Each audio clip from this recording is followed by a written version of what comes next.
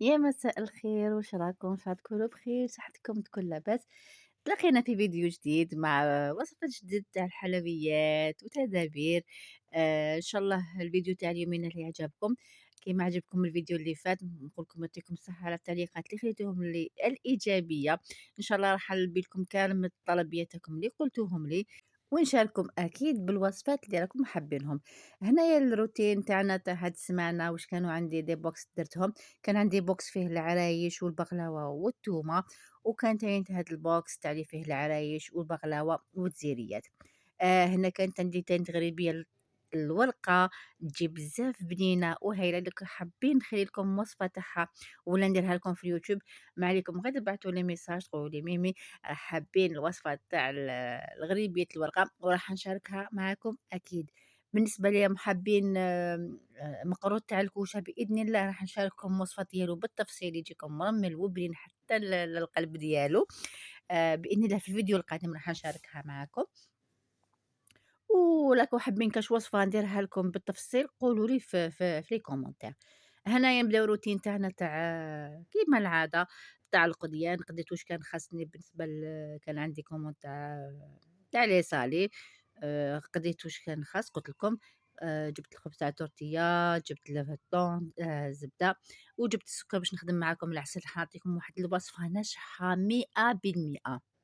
وراح تجيكم خيم تاع برا. هنايا كان خاصني الزيت، كانت خاصني الفارينة، وبيان سور شوية فروماج ولا كريم فريش، البيض. هنا تاني شريت اللوز المرحي كنت مسحقاتو، شوية الفرماج، الزيتون، فوالا. فهمتني. وزدت تاني شريت كارطونة تاع اللوز هكذا باش نخدم لي كوموند بإذن الله تاع العيد. هاذيك شوفوا لاكاليتي شريتها هاد الخطرة هايلة، خيم تاع المرة اللي فاتت.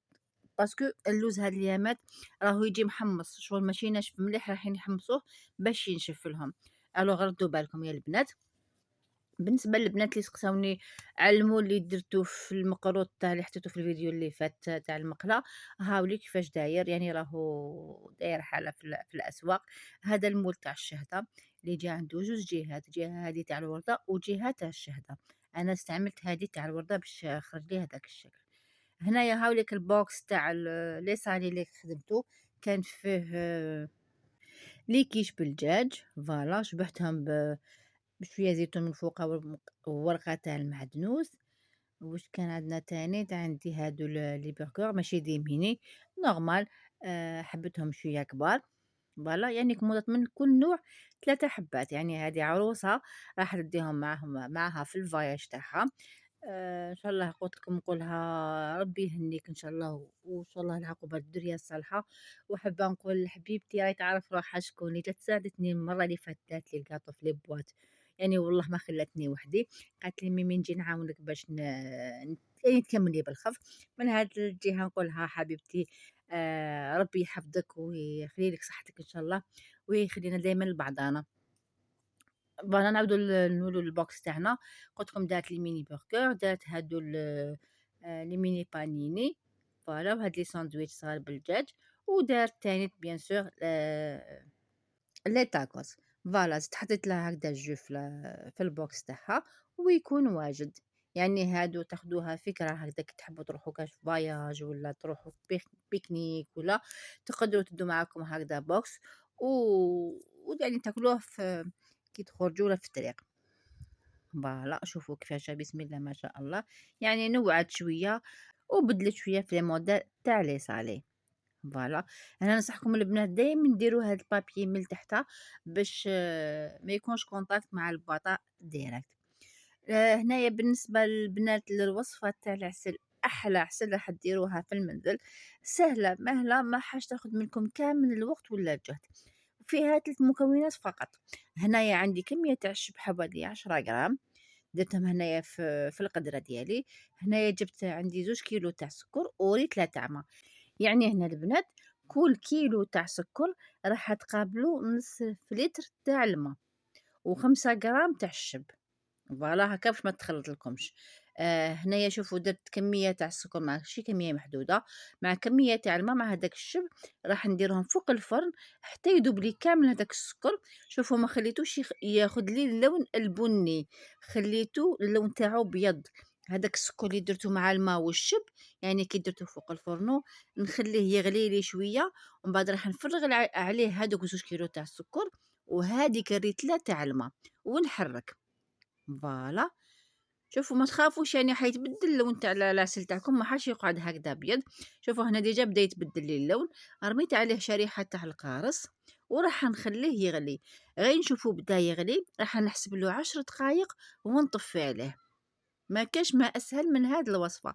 شوفوا بعد ما طاب لي وبرد، شوفوا العسل تاعي كيفاش تجي، بسم الله ما شاء الله. تجيكم هايله وتجيكم خفيفه. هنا راح تقدروا تستعملوا تعسلوا بها دزيريات ولا القنيدلات ولا اي حلوى معسله راح تعسلوها. هنا بالنسبه للوصفه الثانيه اللي حنشاركها معكم يا البنات، راح نشارك معكم وصفه تاع الكعكات، ولا تقدروا ما ديروها العرايش ولا ديروها تاني. انت راك مسكر. واش عندنا هنا؟ حندير كميه حوالي تخرج لي 190 حبه. نعطيكم شوفوا كميه صغيره باش تقدروا تدونوها. عندكم 250 غرام خليط بين الزبده والسمن، يعني ديروا 125 غرام زبده و125 غرام سمن. رايحين تذوبوهم. بعد ما تذوبوهم فرغوهم هنايا في اليان تاعكم. ديروا عليهم كاس تاع ام وليد تاع الماء زهر، وكاس تاع ام وليد تاع الزيت. فوالا. يعني 250 غرام مزيج بين الزبدة والسمن. عندي كاس تاع الزيت وكاس تاع السكر، قريصة تاع الملح، مغرفة تاع لافاني.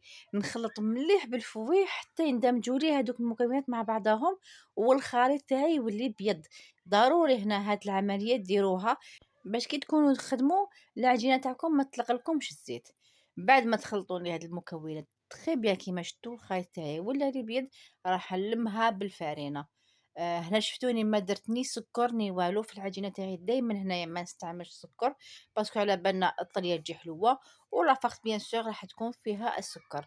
نلم العجينة تاعي ما نيبسهاش، نخليها طرية كيما راكم تشوفوا. هاوليك القوام تاعها كيفاش تجي. هايليك. راح نوزنها 40 غرام. نغلفها ونخليها.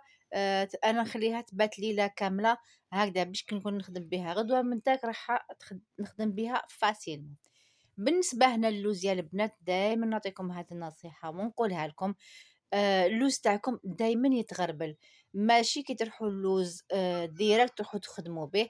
لا لا. غربلوه باش يجيكم كامل على حبه. كيما انا هنايا استعملت السياره رقم 16، راح يخرج لكم هنايا اللوز تاعكم كيما حبيبات تاع تاع الطعام. فوالا. بعد ما رحيت هنايا، أنا هنا بالنسبة للكمية اللي درتها، هنا درت حوالي كيلو ورطل، يعني كمية باش نخدم بها 100 حبة تاع الكيكات.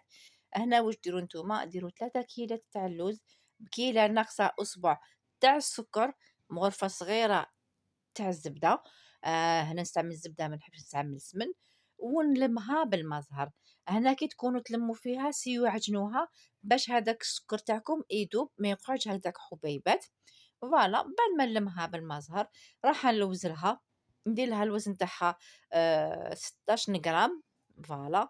ونخليها بجي حتى نبدا نخدم بها.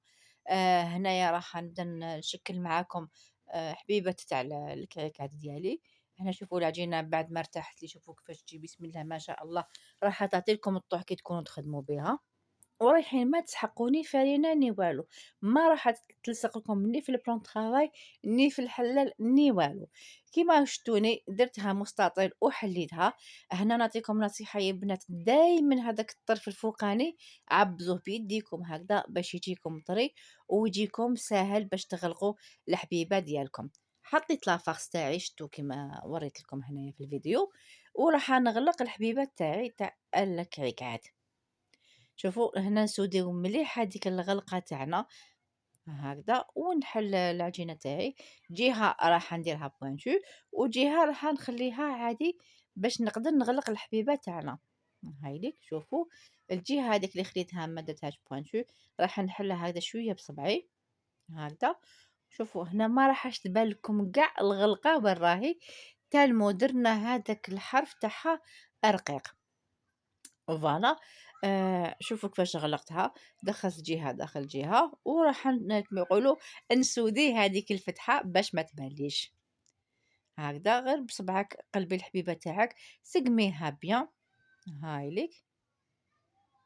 وراح أنا هنايا نستعمل لي مول، دايما نطيب الكريكات تاعي في المول باش يجوني كامل على حبة.